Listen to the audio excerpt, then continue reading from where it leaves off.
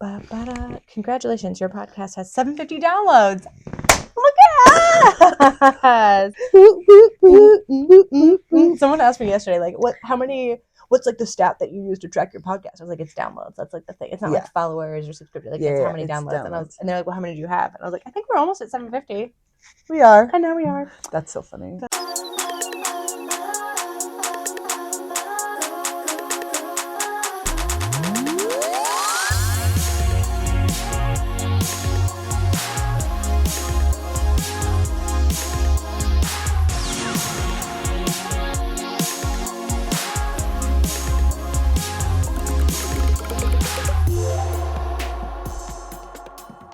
Hi everyone, welcome to Moms Off Script. I'm Mare. And I'm Meg. Today we're talking about, what are we talking about? Childcare. Childcare. Yeah, we're talking about childcare. This is going to be a really good episode, but before we dig into our current childcare setups, how we figured those things out, how we made the transitions, how's your week? It's good. Pretty busy. Like, we're really like in the thick of like our busy season at work. So that's exciting. A lot of events going on, which is really cool. Or I guess they're not really going on yet. Like, there are a lot of planning going on. In 2 or 3 weeks, it'll be like all the events that we're planning right now. So it's a little busy, but that's great. I love the busy season. I love this time of year. So yeah, like, work's been pretty busy. And then we're going to the Poconos. Oh, lovely. Yeah, but we're going with a group of Alan's high school friends. Matt, shout out, our music guy. Yeah. He'll be there. And Nick, our production consultant, who helped us kind of get off the ground rolling. Of course. And then a couple other of Alan's friends and one of Matt's friends from college who's kind of come into our group. So good for you. That sounds it'll be really lovely. fun. So we're preparing to go to the Poconos in a few weeks. Yeah, how are you? What have you been up to? I'm good. I'm coming down from a crazy dance team weekend because it was one of the 3 dance team national competitions relatively recently. Okay. And I was in full, like, the dance world knows this is like the dance team Super Bowl. Mm-hmm. So I was like fully absorbed into that for a weekend and I got nothing done. So I've been kind of recovering from like, okay, I actually need to get my life in order now that I don't have dance team to watch all weekend. And coming back from that, and work's been good. It's been busy, but fine. It was my birthday last week, so that was fun. That is fun. Yeah, I'm 36 now. I'm firmly in my mid-30s. Wow, look at you. Catching up to me. I know. Slowly but surely. Yeah, right. That's not how it works. Yeah, no, it's fine. But yeah, no, things are good. Okay. It's been good.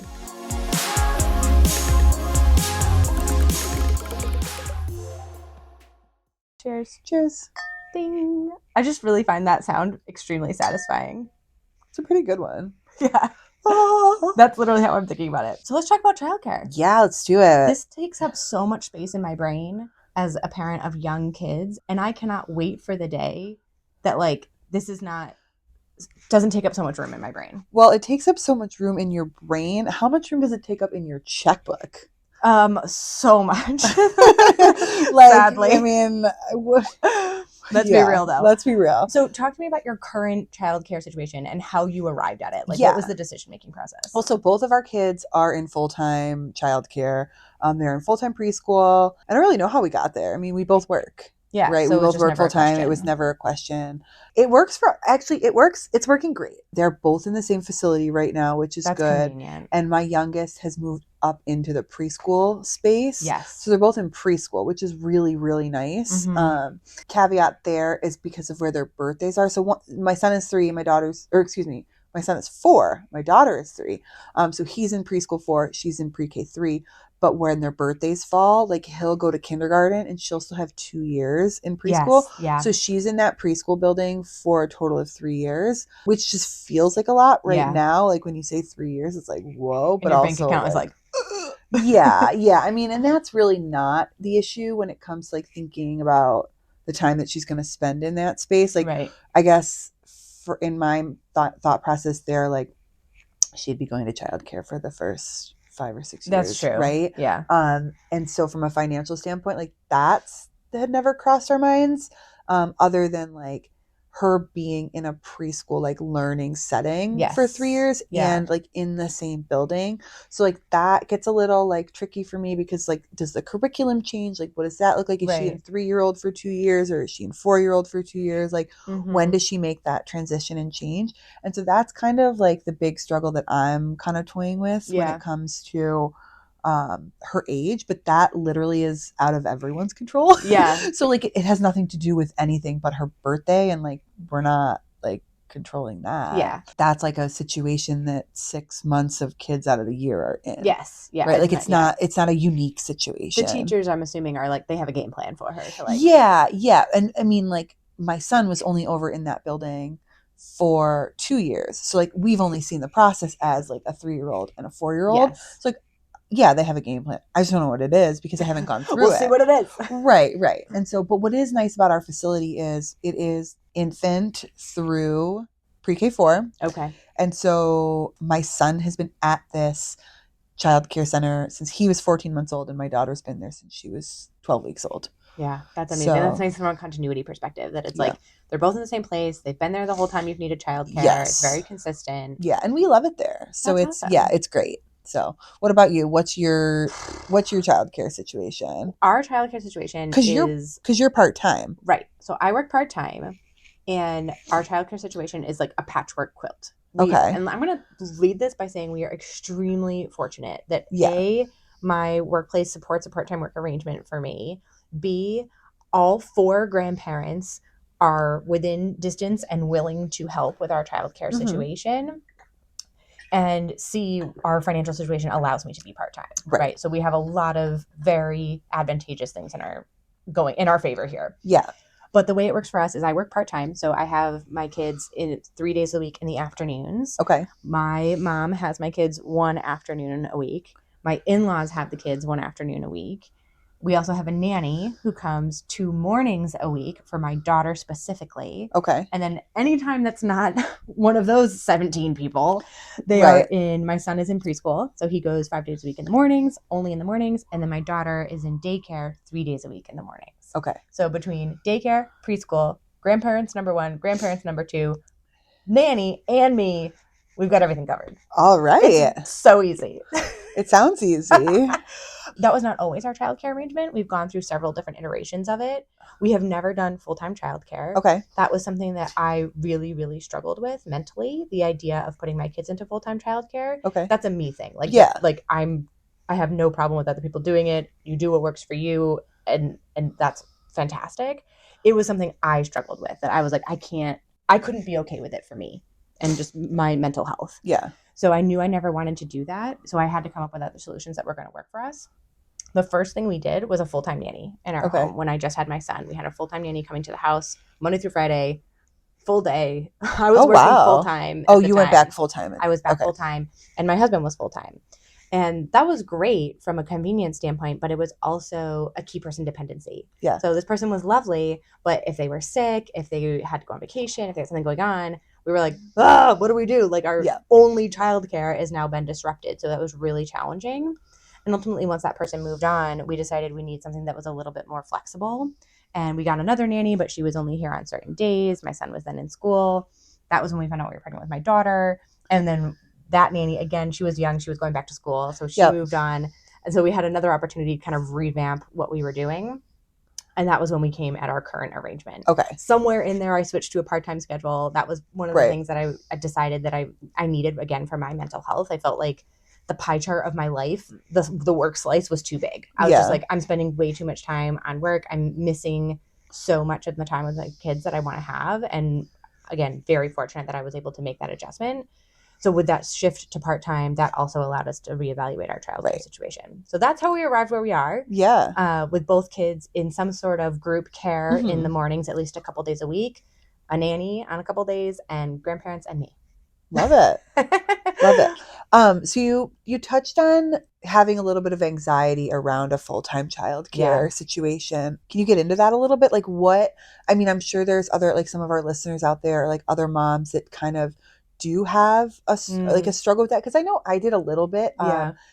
ultimately in my situation, in our home, like it was the best option for us. Yeah. And I was fortunate enough that I was able to stay home with our son for the first 14 months. I had a job that was very flexible. My Yeah. husband had a job that was very flexible. So we kept him out of any sort of childcare for 14 months, Yeah. Which we were very fortunate for. But that ultimately came to a situation where it wasn't working for his job or my job, and I had just had another baby. And so it got to a place where he really needed to be in Yes. full-time childcare. Yeah. By that point for me, it was very clear that that was okay and what Yeah. needed to happen. Yeah. But talk to me a little bit about like what was that anxiety? Like why wasn't it for you as a mom? Yeah. For me, it was a lot of anxiety postpartum around, the big thing for me was sleep, right? Okay. I could not wrap my head around sending my baby somewhere to sleep somewhere else during the day because That's interesting. I was so neurotic about sleep with my first. Okay. And like the blackout curtains and the sound machine and the sleep sack and everything had to be just so. And I was like, how could he possibly nap and in a daycare with other kids? They're not going to have the right setup. He's never going to sleep, and then his brain isn't going to develop. Like these are unreasonable postpartum anxiety thoughts, but these were things that I had in my head. So there's a lot of things around control and just feeling like I wanted to have more influence over what his day-to-day looked like. And I felt like with sending him to a daycare for a full day where he was going to be napping there and eating there and all of that like I felt like I was losing too much control, and that was really scary for me. Yeah. Now with my second, I think I would have been much more open to it, but we had already established a great rhythm, and I was very comfortable with the setup that we had, and I was able to navigate that really successfully. I also felt like the half-day schedules ended up working really well for us. Both my kids have I shouldn't say only. They only have ever napped at home in terms of like a regular schedule. Yeah. They've obviously napped other places, like when we've traveled or in the car, like, those things kind of happen, but they're normal routine naps have always happened at home. And I think that's helped contribute to both of them being really solid sleepers. Now I completely see the other side of this too. It's like if your kid can nap anywhere, that will also help them be a really solid sleeper. Well, so. Right. And to that point, like you don't know if your kids would have slept well. They could have been amazing. You know what I mean? Like they could have been amazing. My kids are phenomenal sleepers, have always been phenomenal sleepers, but have always slept at daycare with no and problem. At the child care facility. Yeah. So it really just stemmed from a lot of anxiety for me. And I think the second time through, I felt differently about it, and I would have been more comfortable. But we'd come to this place where we had just a different arrangement that I was so happy with that I didn't see any reason to shake it up. Yeah, that makes sense to me. We also waited for a long time to send both of them to daycare. They both went around a year and a half old, so like 18 months. My criteria for wanting to send them to daycare was I wanted them walking, weaned, and on one nap. I was like, if those three things are happening, then they're ready for daycare. The 3 W's, sort of, because one is not a W, but yeah, one nap. Oh, one. Okay, edit that part out. We're keeping it in. No. But yes, walking, weaned, and one nap. So to me, that felt like, okay, especially because for the facility we were at, that meant they were going to be in a toddler room as opposed to the infant room. And I was like, I want them to be in the toddler room. They're walking, they're weaned, they're on one nap. That's a much more like sustainable thing. Yeah. The other thing for me was I was pumping very quickly. So it was very easy to just be like, and I hated pumping. Take my kid and feed them. The milk, you're good. Yeah, I'm good. Yeah, that was another thing that was a huge factor for me, is that my first didn't really take a bottle super well at first, and so I was very anxious about that. My second was better about it, but I hated pumping. I always hated pumping. I felt like a cow. It was just the worst. Oh, I was all for it. It works really well for some people, and it's very successful. But I just hated it, and it was fine. I could pump, but I just hated it. Yeah.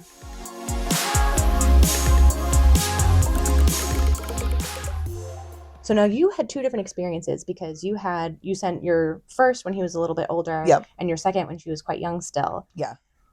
What was the transition like, and was it different because of the ages?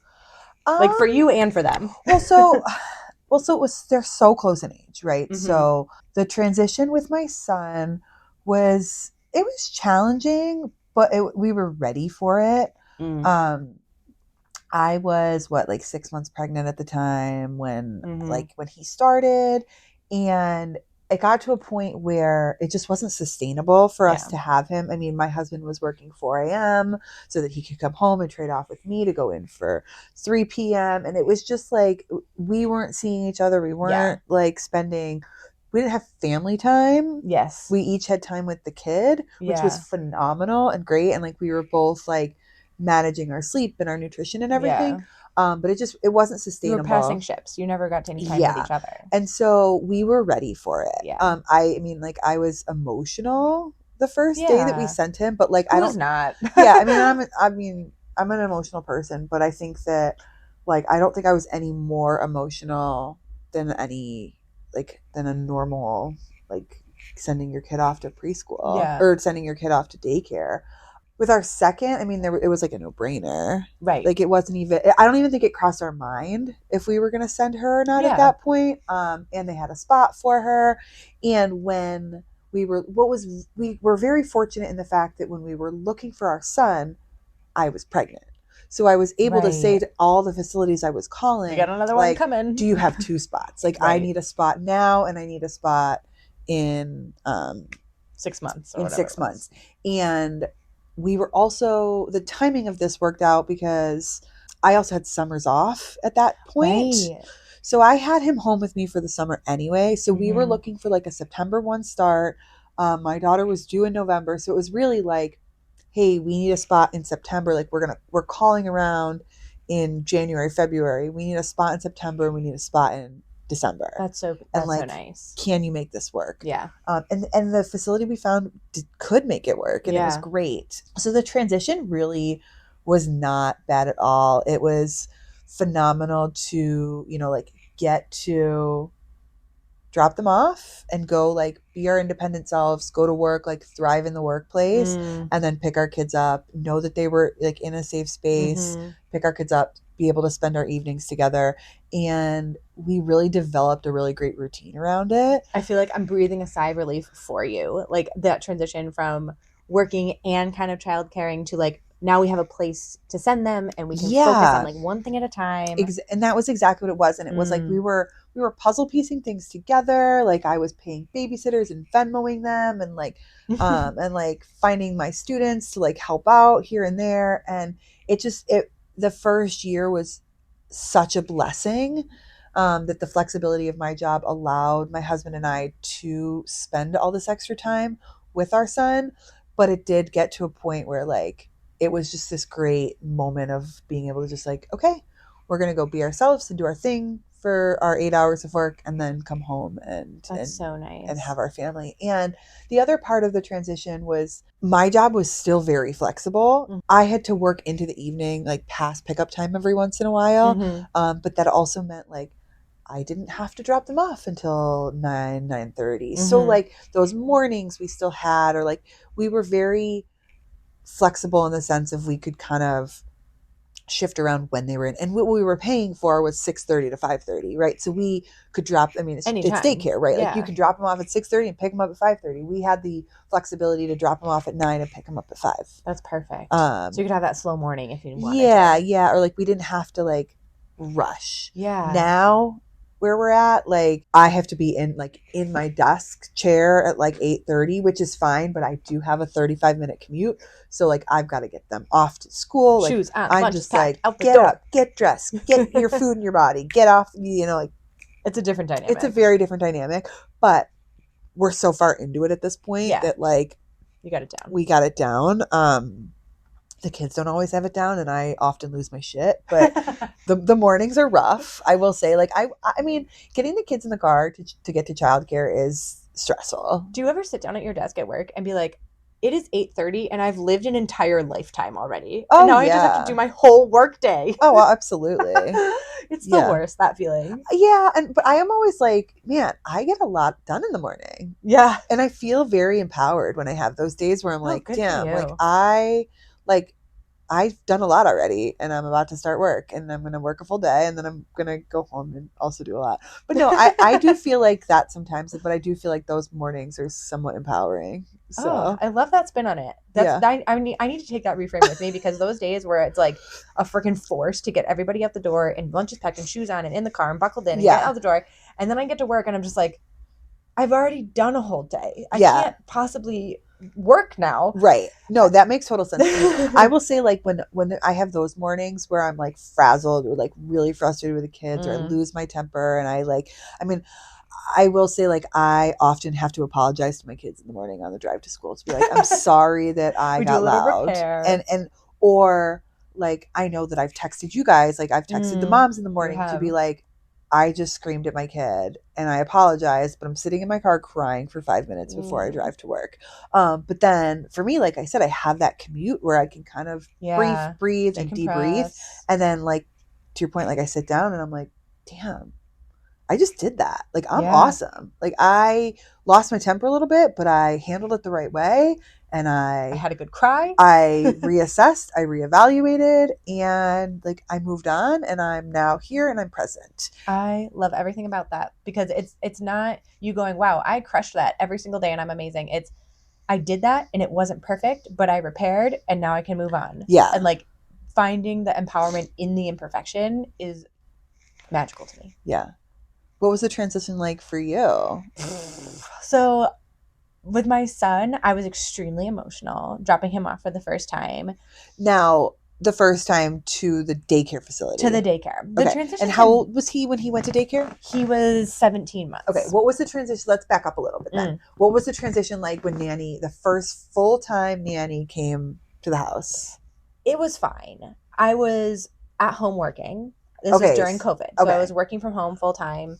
She was at our house full-time. So what was that like, having like another human in your house? It was fine. She was such a sweetheart and she took great care of him. And I had enough flexibility in my job where I could poke out between meetings and check on them. And if he needed to eat, she would just bring him to me in my office and I would feed him. And yeah, it was a great dynamic. I didn't struggle to separate the two and be like, this is work time and I can't be interrupted. Like, I was like, this is just blended. Like, he's going to have to come in and feed for me. And I'm going to be working at the same time. I can't tell you how many times I took a Zoom meeting while I was breastfeeding. Yeah. And like, depending on who it was, like if it was another woman that I knew had kids, I'd be like, I'm breastfeeding. Like, do you want to see my son when I'm done? Like, the amount of Zooms that I took pumping. Yeah. Oh yeah, 1,000%.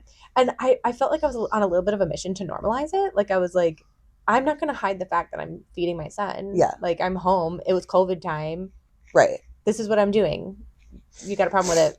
You can go pound sand. Yeah. So it was fine. I really liked that time where I was working from home and he was home and he was off being taken care of. I wasn't responsible for him in those moments, but I was very close to him and could check on him whenever I needed. So fast forward to now going to the daycare facility. That was really hard for me. Okay. And we had agreed, my husband and I both knew we wanted to give our son more opportunities for socialization. Again, he was a COVID kid. Not a ton of socialization. He was an only child at the time. So I was like, he needs to be in more group settings and have more social interactions with other kids his age. Yep. So we were committed to it. We knew it was the right move. But, you know, we did all the research of like, what's the right way? And we were like, okay, short and sweet goodbyes. Don't linger. Like, be confident. So like, you know, we go and we're like, I love you so much. We'll see you after lunch. Kiss, bye. And then, like, you know, I'm in the car like, oh my God, what are we doing? Right. It was so hard.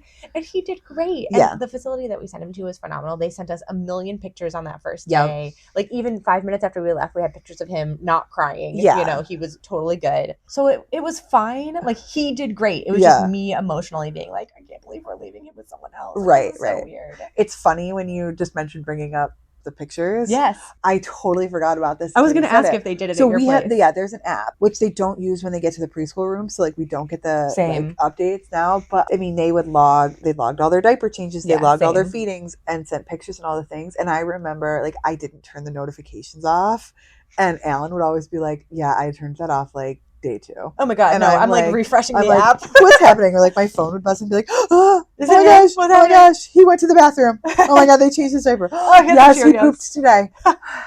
Like I was just refreshing. Yes. So like that's really cool. Like the facilities that have the app or like a space where they can. And they were so good about like for the first couple of days they sent me so many pictures. Yeah. Like they knew I was a new mom freaking out and they just were comforting my soul by sending me a ton of pictures. I love that. So he did phenomenal. For my second, we were sending her to the same place. Okay. And we had already gone through the transition once, so we knew like kind of what to expect. But my daughter was a stage 10 clinger.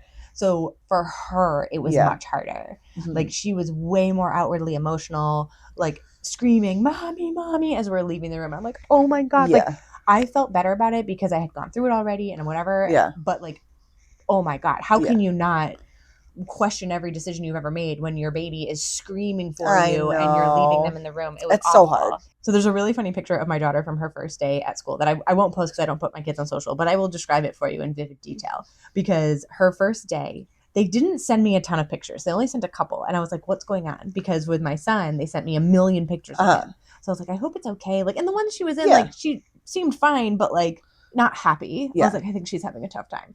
So we go to pick her up for her first day. And her teachers tell me, like, we're going to send you a picture that we didn't want to send you during the day because we didn't want you to worry, but like, it's kind of funny. And I was like, oh my God, what is it? So they give me this picture, and it's her sitting at the lunch table with her food in front of her. And she has this look on her face like she's walking to the gallows. Pure abandonment is the look on her face. And she's looking down at her lunchbox like, I will never be happy again. It's just the saddest look on her face. Funny. That's her though. And like, oh my God, like just the most dramatic. So, and I'm like, thank you for not sending this to me during the day because she looks so sad. That's so But like funny. when I had her in my arms and they showed it to me, I was like, this is kind of funny. Yes. And like now I can look back on it and laugh, but she was just devastated. Did not understand why we were leaving her somewhere. Oh, poor girl. Now, fast forward a year, because she's been there about a year now. She loves it. Loves her teachers, loves school. Her transition was much faster than my son's. Like for him, he cried for like the first 6 weeks that we dropped him off. Yeah. She was fine after like week 3. So I was like really impressed with how quickly she transitioned. Hers was like, she flamed out really fast. Like it was really, really bad, but only for a short period of time. And then she was through it. Yeah. Mine have both gone through like phases of like, drop off has been really easy and drop off's been really hard. My daughter was great up until she's in the toddler room, and I think her entire like year of being age 2, maybe like 8 months. It was like a solid 8 months of her crying at drop off every day, like hard drop offs every single day. And it's that idea of like, oh, what am I doing? Like, poor girl. But like, then they're fine the minute you leave. They're literally fine the minute I leave. And like her teachers would send me pictures or like just message me. Literally, I would get to my car sometimes and they would have sent me a picture. Oh, I would get to my car and they'd give me a thumbs up out the window. Yeah, it's fine. She's good. You're like, yeah, cool.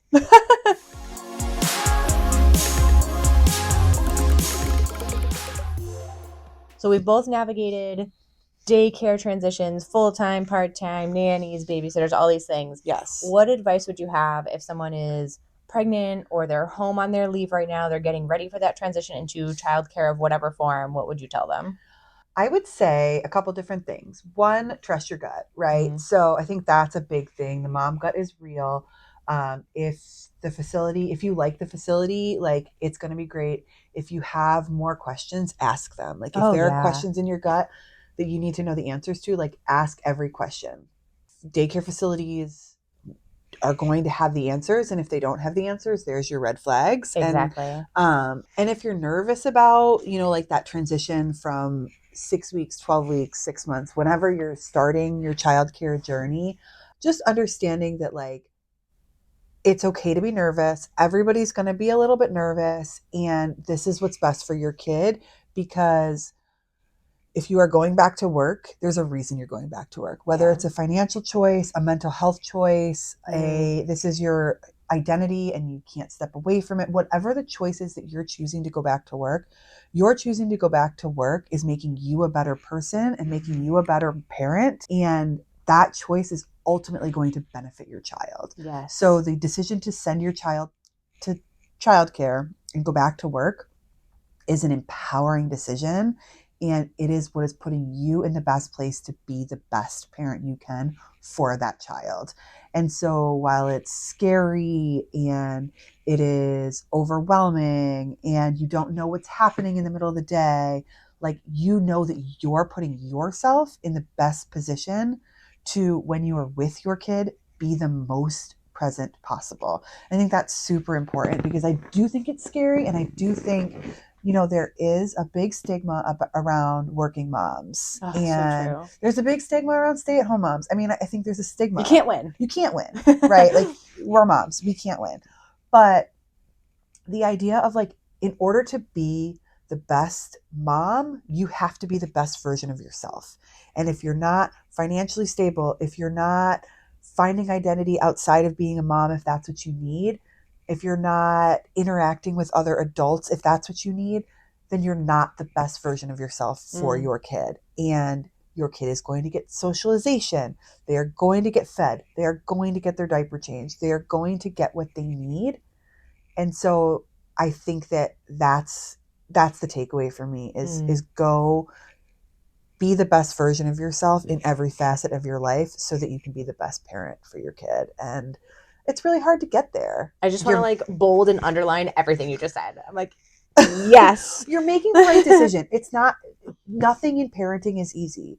Yeah. No decision you make is going to be easy, but like the decision to send your kid to childcare is very challenging, but if it's right for you, trust your gut. Yeah. And it's going to be okay. Yeah. Right? Like, so every kid I know who's been through childcare has turned out great. Oh yeah. I mean, here's the thing though.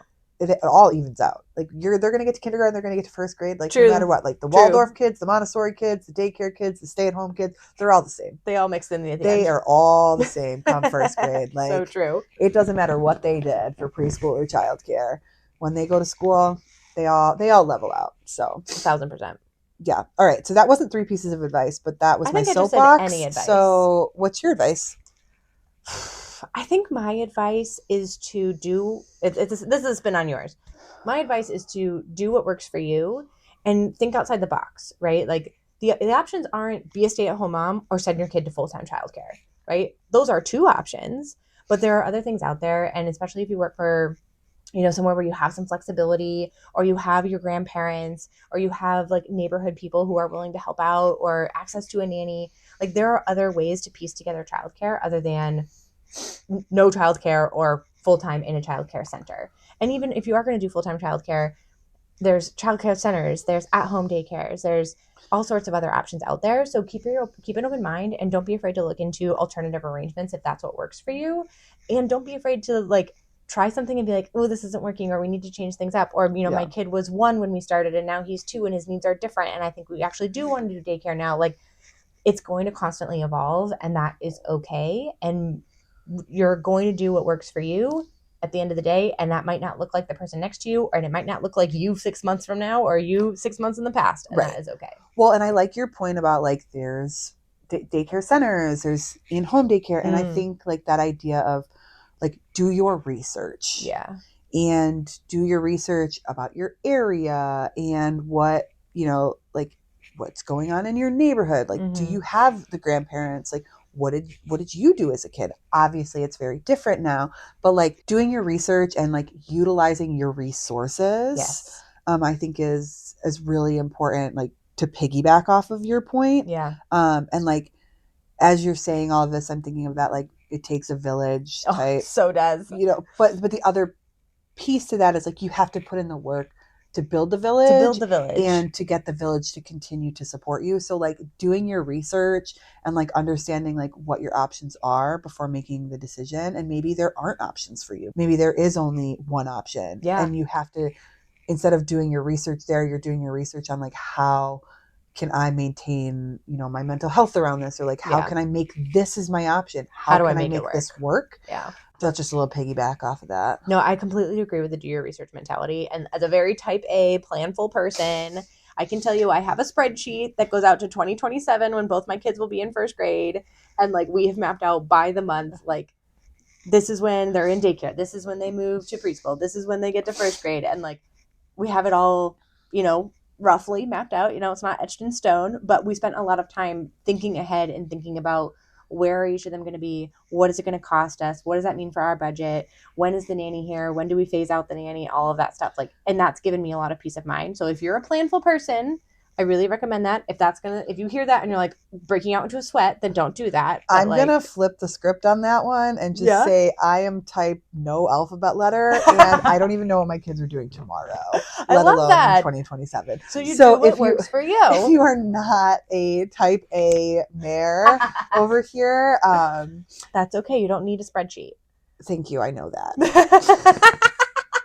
The point I'm trying to make is that if you are a planful person and it's going to give you peace of mind to think that through all the way and document all of it, then do it. If that makes you itchy, then leave it behind and figure it out as you go and be adaptable and flexible. That's the mantra, right? No script. Here we are. There's no script for how to do this. Yes. You're going to do what works for you. Absolutely.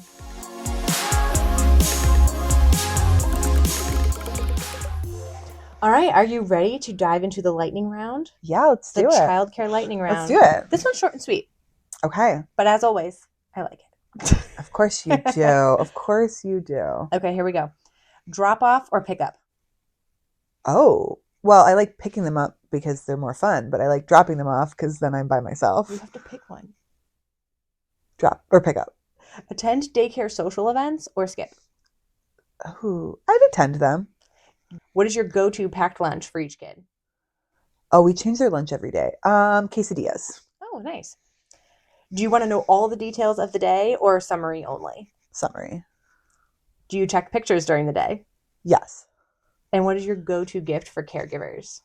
Dunkin' gift cards. Oh, that's a good one. Yeah. Love it. Nice job. Thanks. That's it. Short and sweet. Yeah, it was easy. I was curious about your response to social events because I am so conflicted on those. Like, I feel like I should go to them. And I don't have social anxiety, but I do just for those.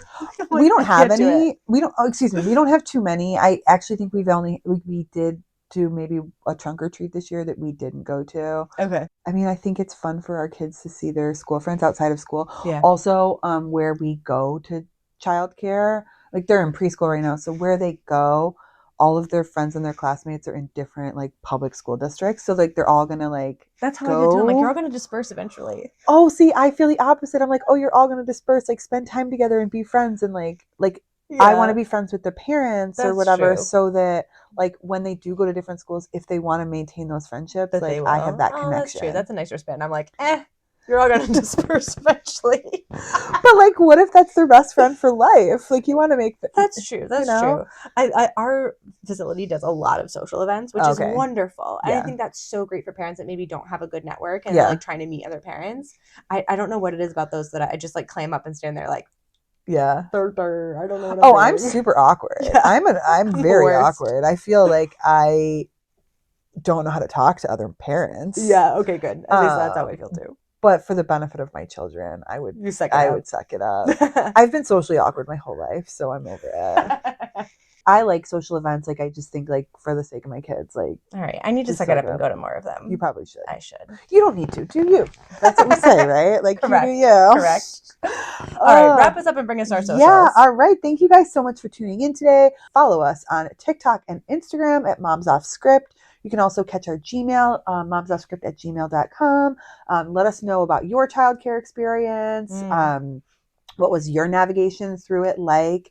Or just any thoughts that you have for us.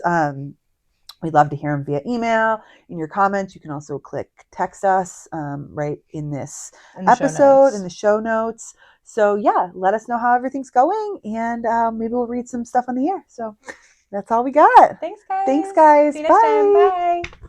Whoop, whoop. Moms Off Script is created, designed, filmed, edited, and produced by Megg Abelein and Meredith Finch. Music by Matt Beebe. Photography by Michelle Montinieri. Graphic design by Alexia Dulieu, and production consultants Nick DeVasta and Alan DeChico.